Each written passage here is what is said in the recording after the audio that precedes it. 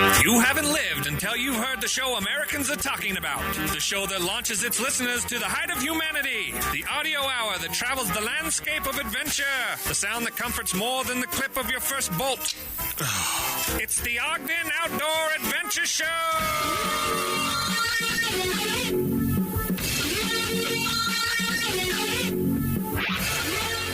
Yeah, we're Outdoor Adventure Summits, the airwaves. This is the Ogden Outdoor Adventure Show. I'm your host, R. Brandon Long. I'm belay with you for the next about 40 minutes or so. Along for the ride is the best co-host in all the land, Todd to the top. Todders, how are you? It's like an afternoon. You muted yourself. The one who cannot be muted himself.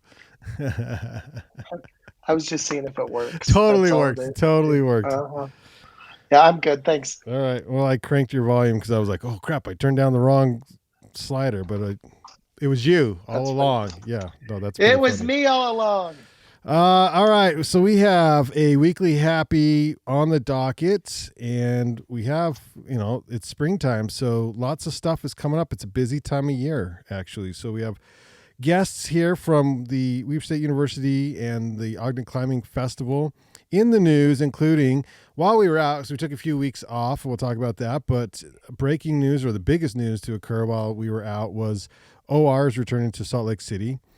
Also, an Ogden Climbers banned from Denali. Snowbird Tram Stories Dual Moon.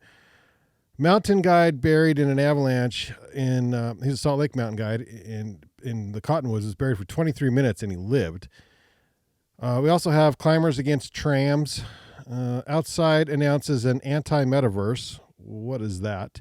And Prehistoric Cheetahs. Where did they once roam? Was it near here? I think so. Give you something worth watching that Amy's apparently already watched. And we'll give you the update on Gear 30 and the fresh goods there. My lands, hint, Weber Ogden Basin is in a, quote, world of hurt, end quote. And we'll give you a quote of the week along with an outdoor jukebox. So all of this and more on the Ogden Outdoor Adventure Show, episode 387. It's a long title, Todd. Are you ready? Ogden Climbing Festival, Dual Mooning, and Prehistoric Cheetahs. So let's go.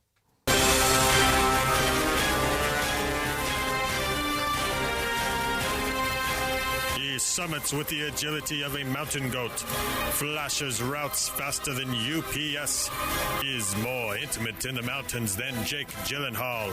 He's Todd to the top.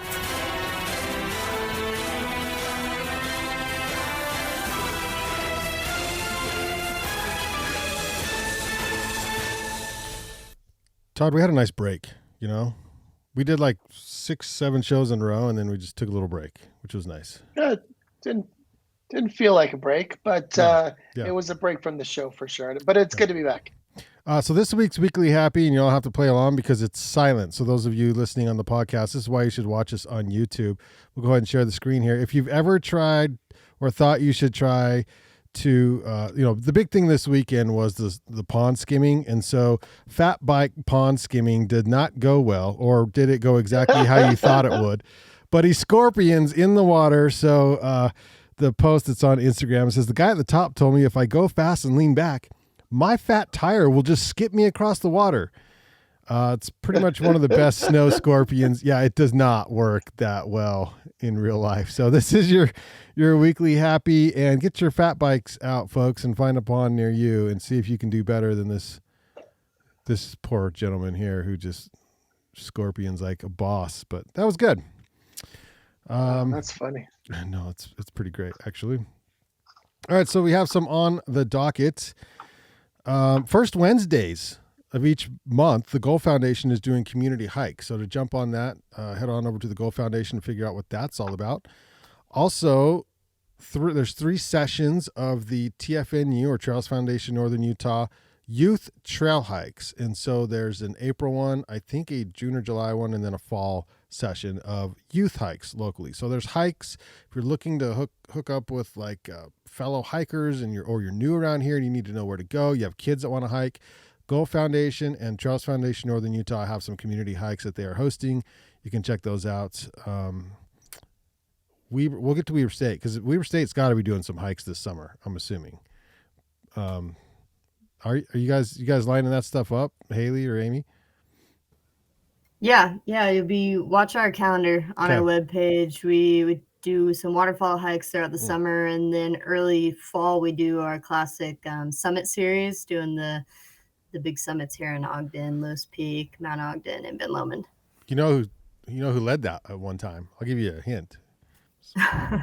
He's sitting right with me. Yeah. Thank you, Brandon. You're the best. That was a long time ago. That was like 10 years ago or something. But yeah, that was a lot of fun. So there's options. If you want to hike, get to know the trails, check out the Weber State University Outdoor Program, Gulf Foundation, and Trails Foundation Northern Utah.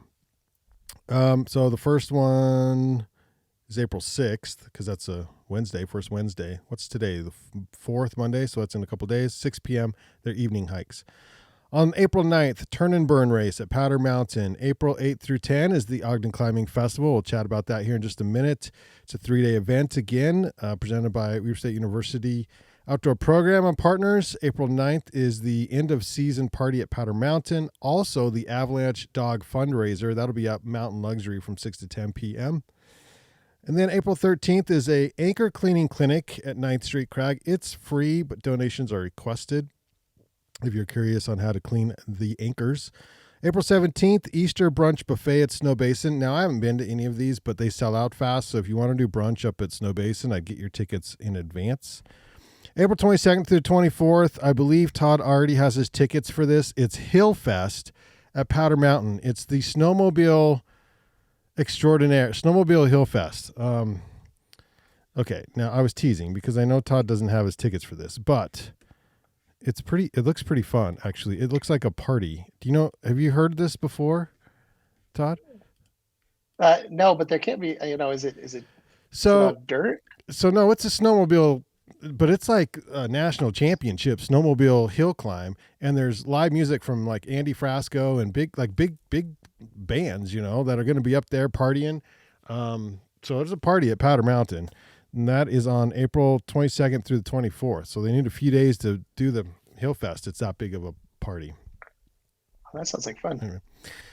Earth Day is coming up. That's April 23rd. My daughter will actually participate in that at the Ogden Nature Center. They invite the Celtic Beat dancers. And so booths and art projects and, celebrate Earth at the Ogden Nature Center. That's April 23rd. April 30th is the Coldwater Traverse. I'll actually be at the finish line of that as well, emceeing or announcing the names of the finishers. It's an 11 and 16 mile trail run. So if you're interested, head on over to the Coldwater Traverse. It's a beautiful time of year to run the Bonneville shoreline, as long as it's not raining, because, that's always a thing in the spring. But it's usually warm enough, even when it rains, that it's still a good day. And the trails are usually in really good shape by the end of April.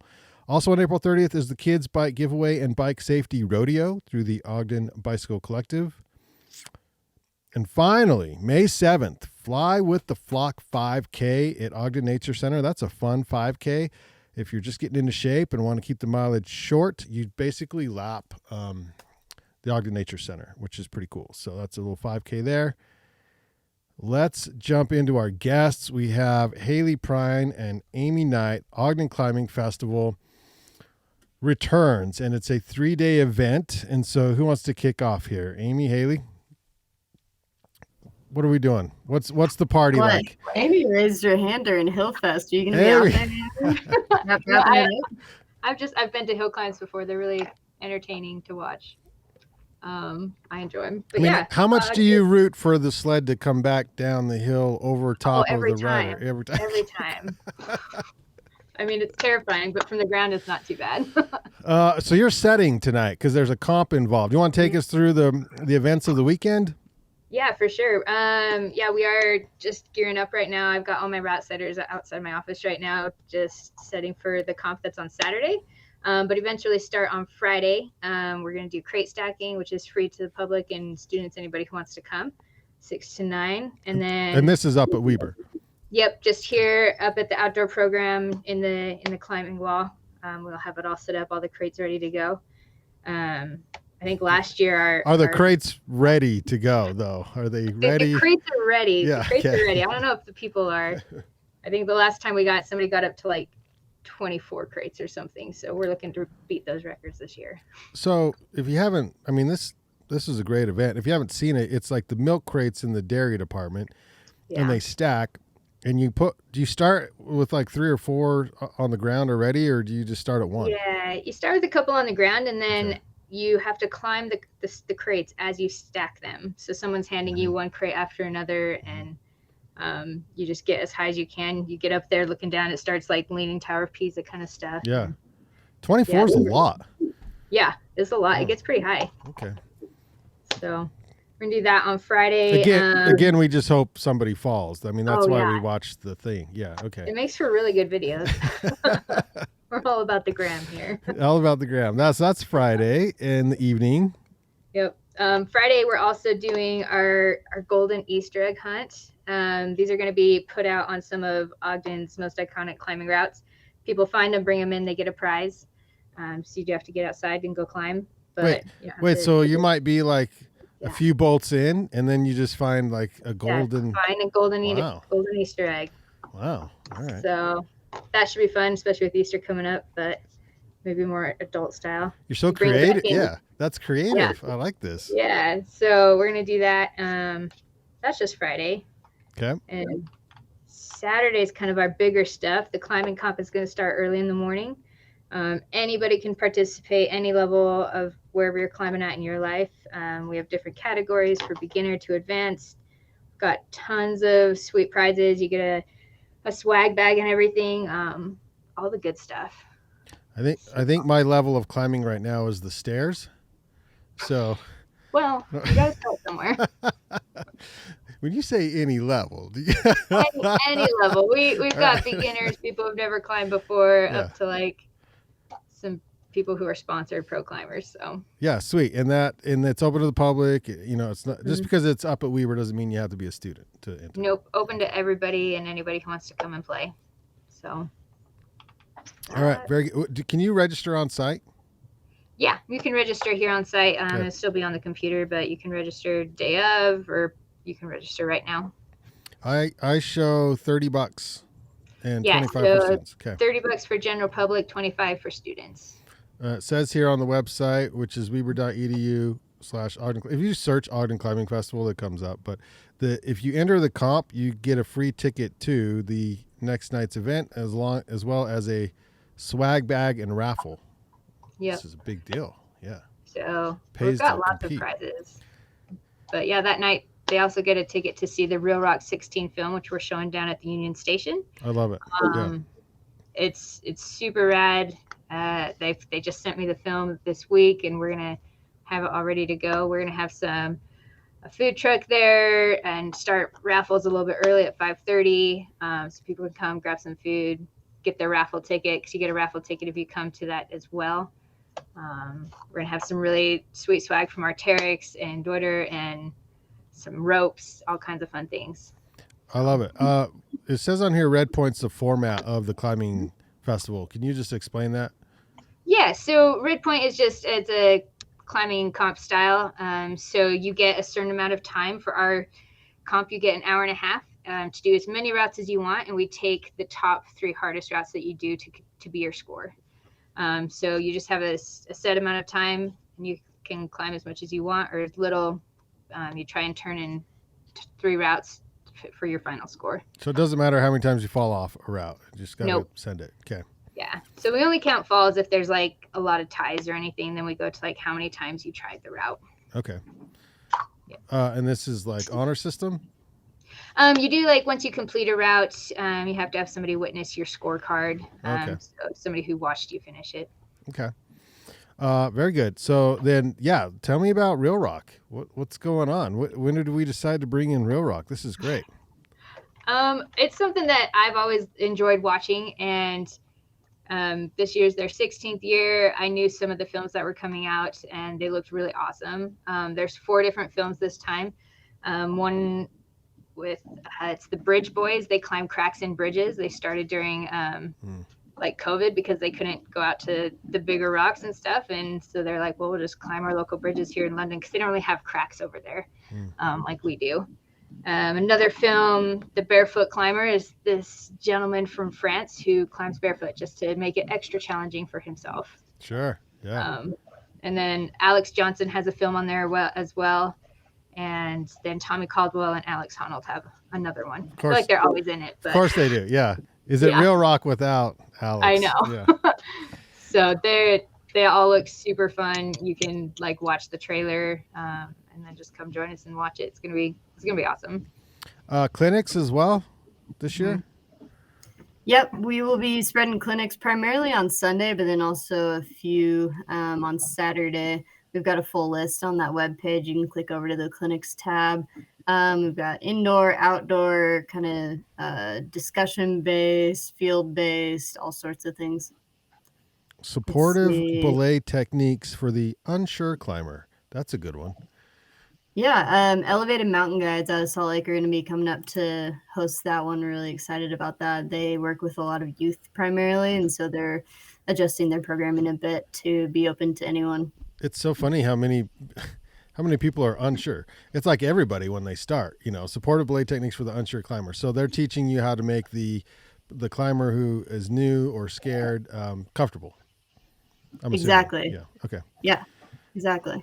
Very good. I dig it. And then so there's like sport climbing anchors. There's fitness for climbers. That's awesome. Yeah. Our, am I muted? Oh no. No, you're good. I can hear you. I was on the other page looking at our clinics. Yeah. So the Weaver State Outdoor Program is actually housed under Campus Recreation. So we thought it'd be awesome to get a little bit more of our home team staff in there. So our fitness coordinator, Jonathan Rivera, is going to be leading that TRX for climbers course right over there at the Wildcat Center on campus. Yeah. So whenever folks register, leading up to the time of the clinic, we'll be sending out prep emails and things to let them know exactly when and where and what they need to bring, and make sure they know who their instructors are and how they can reach them and all that sort of thing just as they register. I dig it. And then what can you tell me about the mental training for climbers? It says it's a round table. Yeah, it's going to be a discussion based. We'll have a little presentation by one of our he's actually a student trip leader. He's also a single pitch instructor through the AMGA. Cameron Dunn is going to be leading a little round table and presentation on kind of like what people call head game.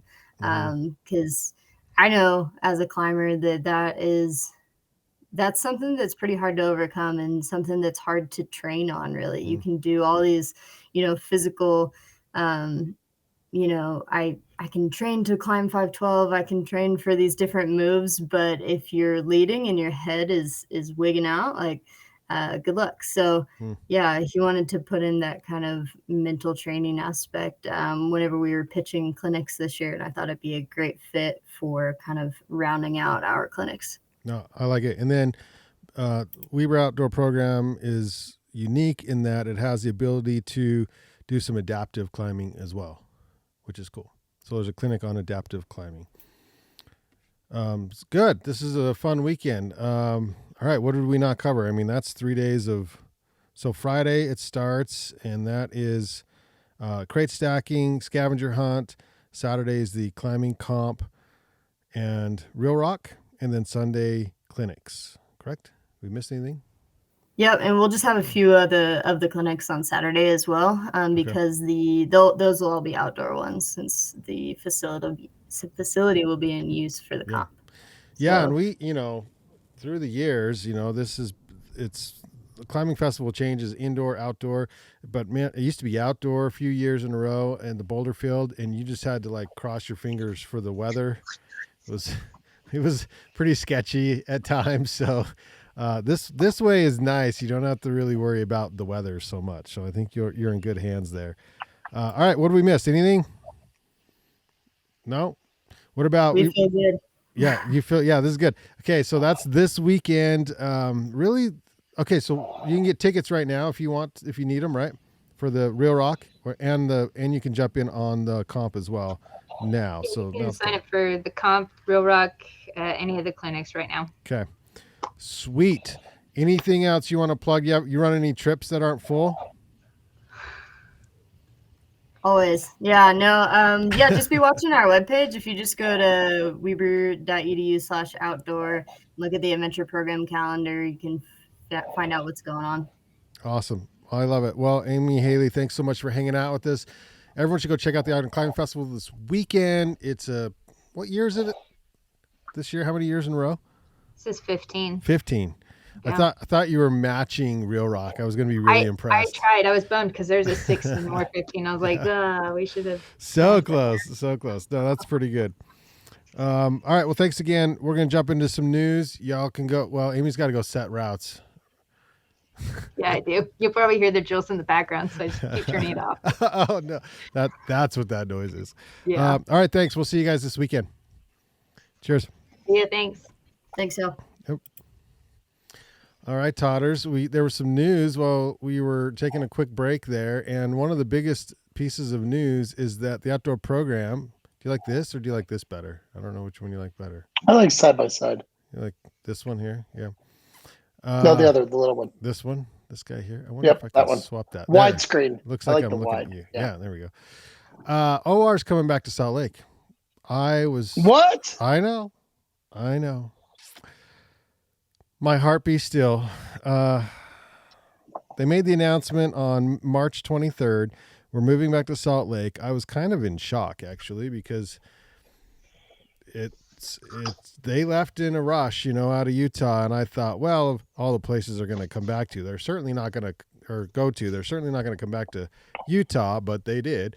So they sent out these surveys, and Todd, let me know if any of these places would sound interesting to you, because on the list of potential options for OR were places like, stay in Denver, Las Vegas, Austin, and I believe Orlando was on there because they have huge facilities out there. And then I think there was a place in I think maybe Los Angeles or somewhere in California. There was a place, but I don't know. I kind of like it being in the Mountain West. So I had my votes, and I of course put Utah because I'm selfish and I want to drive 30 minutes to OR and not have to get a hotel. So my vote was Utah, but my second was usually Denver or Las Vegas. Hello. Yeah, I mean, if you're looking at straight just convention center space, I mean, that's what Vegas is built for, and so they definitely have the space to do it. They got the rooms to do it. Yeah. They do have Red Rock Canyon not far from there. That wouldn't work well for winter, but as far as like destination climbing, that's not that far away there. Yeah. It would have a few things going for it, but I mean, obviously there's a nice long successful track record in Utah. Man, it weathered a tornado one year. So, it weathered a tornado one year. It 100% did. I remember that. Yeah. That just took Tent City. That went right through Tent City. Right through Tent City. Yeah. Oh my God. I drove home north on I-15, and I remember seeing the storm, and then I got home and I saw the news reports that a tornado hit Salt Lake City, and I didn't know what OR was. Downtown Salt Lake City. Downtown. Not messing around. Crazy. It was wild. Yeah, that was a crazy storm. Well, welcome back. So they have one more to go in Denver before they come back here, right? I believe summer is in Denver, and then winter 23. January 23 will be in Salt Lake. Okay. Yeah. So everybody's got a little bit of time to plan accordingly. Yep, for sure. I'm going to share the screen here. If I remember how to do this, let's do this here. Bam. So an Ogden climber was sentenced for actions in Mount Denali rescue investigation. This is according to the Standard. An Ogden doctor been sentenced to a 5-year ban from climbing Mount Denali in Alaska after he pleaded guilty to disrupting an investigation into a climbing partner's 1,000-foot fall there. The U.S. Magistrate Scott Oravec in Fairbanks, Alaska on Thursday imposed the ban on Jason Lance, 48 years old, from Ogden. I haven't heard his name before, but he's a doc here apparently. Lance on March 4th agreed to he's got to pay a $5,000 fine and give $5,000 to the Denali Rescue volunteers. Lance on March 4th agreed to a plea bargain in which he pleaded guilty to a misdemeanor violating a lawful order. In return, 2 other misdemeanor charges were dismissed, interfering with a rescue operation and making a false report. So things didn't go well. Lance attempted to summit Denali, North America's tallest mountain, on May 24th in 2001. Court record said he was with another climber who experienced altitude sickness, and they moved beyond 18,600 feet. Hey, man, that's so far up there. I get woozy at like 10, let alone 18. No, that's incredible altitude. Yeah. Yeah. And then it says the other climbers stayed with another group of 2 as Lance continued upward. The 2 other climbers abandoned their effort so they could help the ill climber descend. There were some, let's see, we were all in psychological shock, Lance said Friday. We thought he was dead. Climber was found alive, was taken from the mountain by helicopter. Anyway, there were some issues. You can read the whole report. It's up at the Standard. Kind of covered the basics with that one. Did you know they're retiring not the tram itself, but the tram cars at Snowbird? Okay, let's get one of those. They got to be cheap, right? A couple $100. We can put that into how about another remote studio or something out of the tram? My God, That'd be kind of fun. They've got to be thousands and thousands of dollars. But here's a 2-minute little video of the stories from the tram. It's fantastic, by the way. See if we can make this a little bigger for you.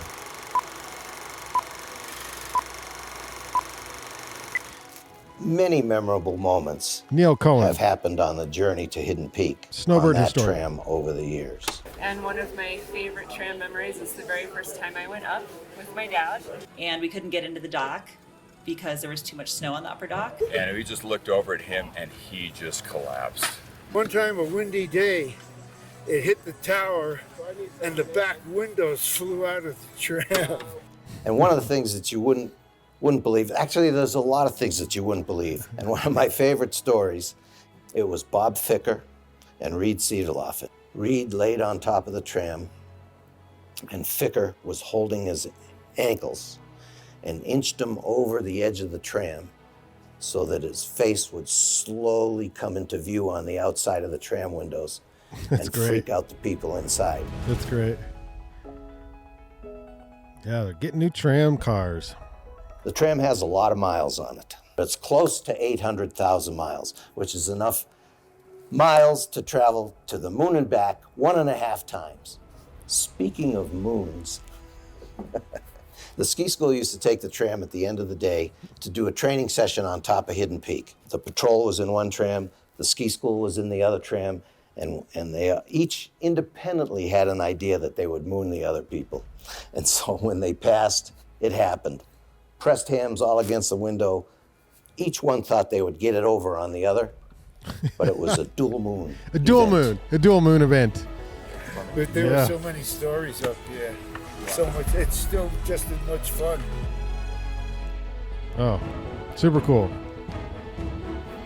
Oh, that's fantastic. Yeah. Yeah, that's going to go for a lot of money. I wonder what they're playing as. I wonder if is there a museum? I wonder if that'd be something that'd be kind of cool. Yeah, because they Piece of were history right there. years up there. Yeah. A mountain guide, was buried in an avalanche in Big Cottonwood Canyon, and for 23 minutes, and they found him alive. Now, he's no ordinary guide. His name's Willie Benegas, and he was recently caught and seriously injured in a large avalanche. Despite being buried for over 20 minutes in over 2 meters of snow, he survived. Willie and his twin brother Damien, both 54, are the founders of the renowned Benegas Brothers Guiding Company. Willie has climbed Everest 13 times. On March 12th, around 12:30 p.m., Willie was caught and injured in a large avalanche near the east bowl of Big Cottonwood Canyon. He was 23 minutes and 6.5 feet of snow. He was guiding an all-female team of 6 skiers, and he had that morning, given them a refresh in avalanche rescue skills. And sure as heck, man, it took him a little while, but they found him in the snow. He had passed out, had been unconscious. He tried yelling for help, and then he realized, due to his survival experience, it was finally kicked in after the panic settled a little bit, and he thought he needed to conserve his oxygen because he had a small air bubble. He just waited. He waited it out and tried to calm himself so that he didn't take up all of his oxygen. And, man, he survived, which is a great story. So good avalanche story. Not a bad avalanche story. I mean, it's bad to get caught and buried, but he survived. What a beast. He's a beast. Yeah, totally. Climbers against trams, and it's not the snowbird trams, but climbers rally against the proposed tramway and expanded bus lanes in Utah's Little Cottonwood Canyon. This is according to alpinist.com. The reason they don't like either of these two proposals, and you know what? I wish I would have pulled up. I didn't see what proposal they wanted, to be honest. But both of these proposals, a tram and or widening the freeway, will eliminate and or damage some of the renowned boulders in the canyon and some climbs in the canyon. Access to says in the climbing world, the famous names affiliated with the canyon present an ongoing list of the who's who that spans generations, including Jeff Lowe, Conrad Anker, Alex Lowe, Steve Hong, Kyle Dempster, Scott Adamson, and Lynn Hill. Top boulderers like Alex Johnson and Nathaniel Coleman. LCC's, it's a great place to boulder, but there's issues with the problem is the traffic going up to the resorts is horrendous, and they've got to figure out a way to make it better up there. And so I think what they were going for was buses, but not an expanded, not a widening of the road. So, but I can't remember exactly. Salt Lake Climbers Association is heavily involved in that. So if you want to put input in that or want input on that, jump on to the Salt Lake Climbers Association page, SLCA. Learn more about it, especially if you climb down there a lot. Outside Magazine announces the new anti-metaverse Web3 initiative. The title lost me. I don't know what the metaverse I'm confused about, let alone the anti-metaverse. But it says our parent company is launching a new NFT project, the Outerverse, to promote sustainability and get people outside. I'm all for it. Let's get people outside in a sustainable manner. It says to anyone who still considers our parent company Outside Inc. as an old guard member of the media landscape, you can put that notion to bed. Company today announced the launch of its first NFT and Web3 initiative, the Outerverse. Todd, where's our NFTs? Do we have Banyan NFTs? I think with your artistic prowess, we can probably have some pretty badass Banyan NFTs. I'm just saying. I'm going to look up what an NFT is like 2-3 years from now. Give me a couple years to kind of let it all sink in. See if it disappears. Some of this stuff just kind of comes and goes. If it's still around in a couple of years, then I'll look into it. Yeah, I know on Instagram it says I can make a lot of money on NFTs, apparently. Well, there you go. That's the answer right there then. All right. Well, if you're into the Outerverse, get that, get the NFTs from outside. They'll be selling those. Listen, that's all cool and fine and good. Maybe it'll promote people to get outside, but really I just think it's a way for outside to make money. Weird. Could be wrong. If it keeps the ball rolling. Yeah. Maybe. Yeah, that's true too. All right. Prehistoric Cheetahs. I think my band name might just be Prehistoric Cheetahs. Like that would be a pretty cool band name. They once called Colorado home. Yeah. This is a rendering of a prehistoric cheetah. If you're watching us on the YouTube, imagine driving down I-70 only to look out your window and see a cheetah racing after a pronghorn. It would be amazing. Just 13,000 years ago, these high-speed cats' relatives ruled the western plains. Many called the region of Colorado, Wyoming, Arizona, and Nebraska home. They're known among archaeologists as false cheetahs due to their similar bone structure of fossils. These big cats share many qualities of the classic North American cougar as well as the modern African cheetah. So it's like a hybrid there. Super cool. Yeah. This is on Snowbrains. It's fascinating to think of the animals that used to live where we live, They used to hike the same trails, essentially. They sort of created some of the trails that we're on thousands of years ago, including prehistoric cheetahs. And I'll tell you what, I dare say it, they will in some capacity probably be back again.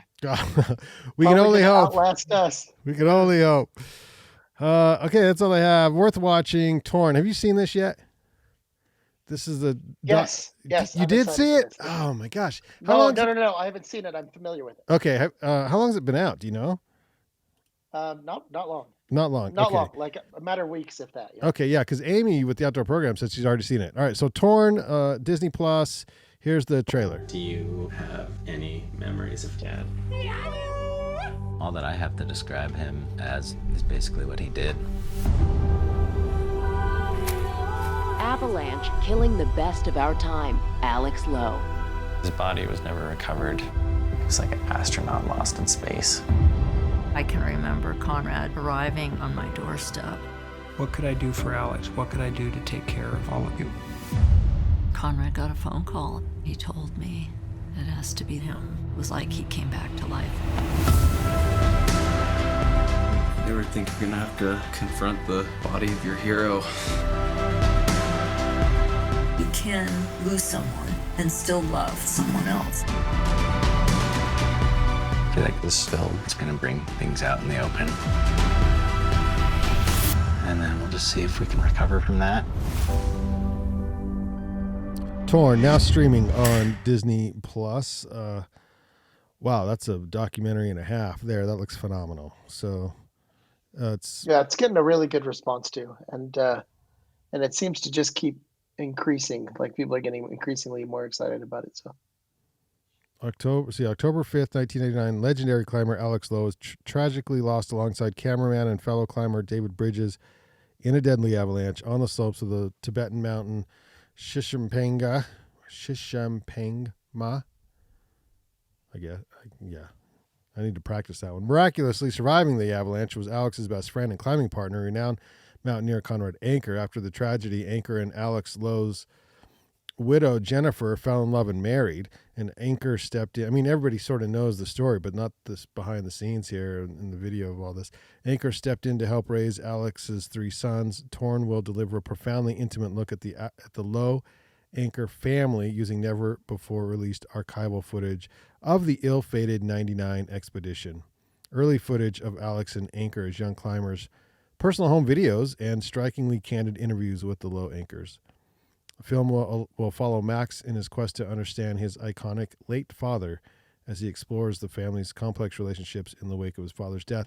I mean, that trailer starts out with a profound question, and what do you remember of your dad? So anyone like myself who's lost someone close to them, your dad, your mom, at a young age, you try to figure out who they were, or what they did, or what if they raised me, and so what do you remember about that person? And sometimes you don't remember much, and that's sort of what they're trying to discover in this film. So it looks like a phenomenal film. I'll tell you what, that sort of makes me think another amazing opportunity of the outdoor retailer is, I mean, we've had a chance to meet both of them, Jennifer and Conrad both. And so essentially anyone in that world that travels through that world, I'd be happy to have a beer with them again. I tell you what, it'd be amazing. Well, before we get to We're in a World of Hurt, Gear 30 segment, we have so many new products in the shop that is good. A whole bunch of Big Agnes, Black Diamond, Edelrid, Petzl, Ultra. Hilleberg is back.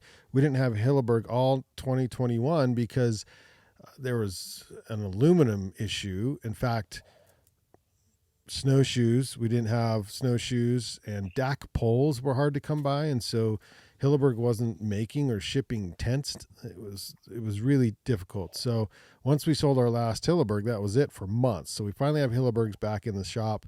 Come down to the shop, we're refilling it. It seemed really empty for a short time there, and sort of towards the end of January and February, we're just out of all the things. But it's refilling. It's getting back up to where it should be. We have Osprey coming, a whole bunch of MSR and Thermarest coming in, Western shipping, so a lot more.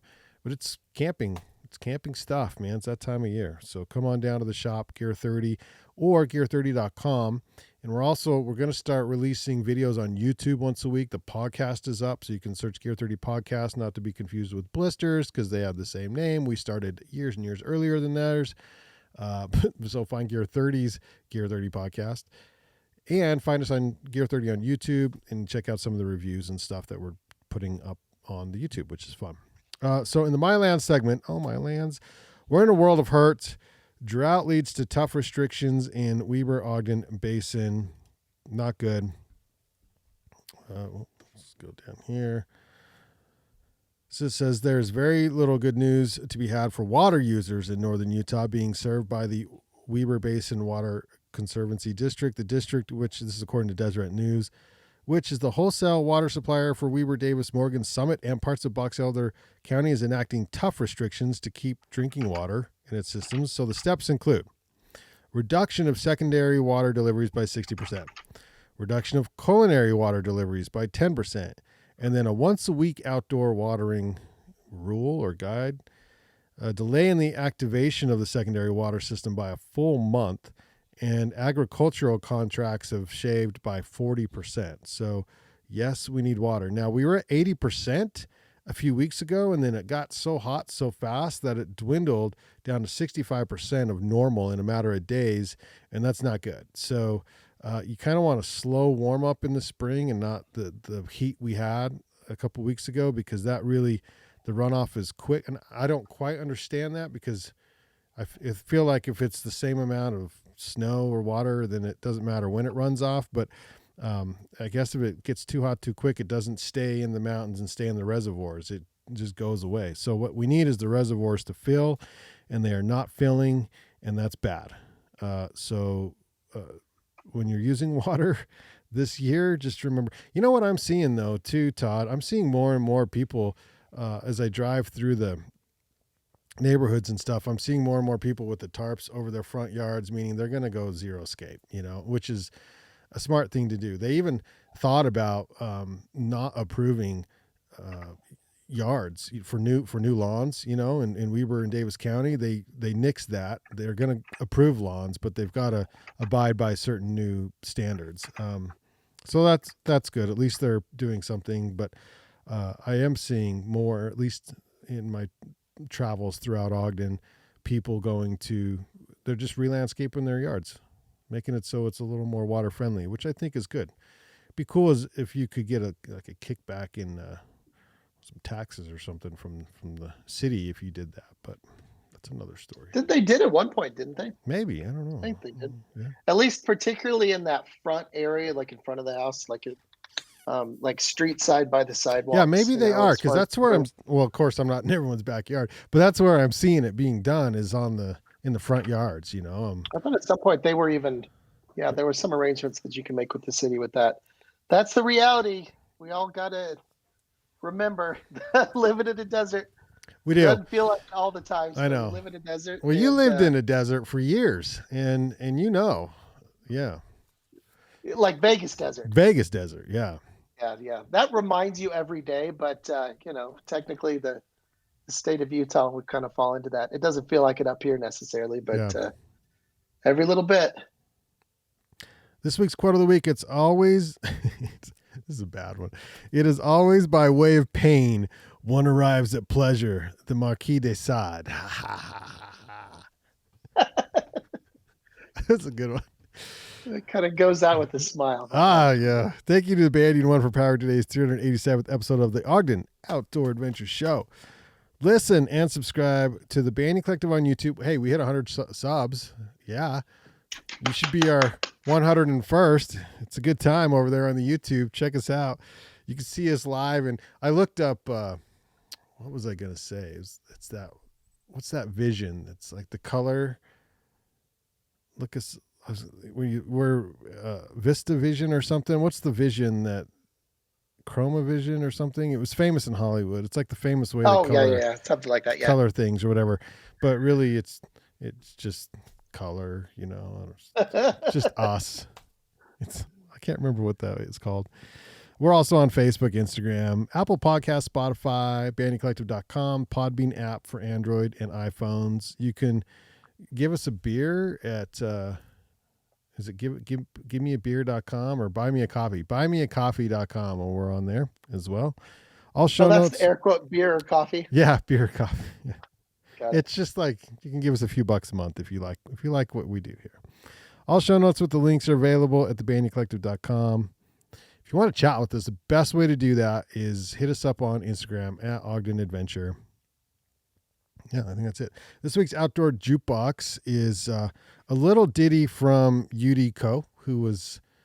Ooh, nice. Yeah, she said she was going to move, and then she didn't move. She's still in Salt Lake. So she moved, but not just out of Ogden. Just didn't go much further than that. So Jean Muir would say the mountains are calling in. We must go. Let's go.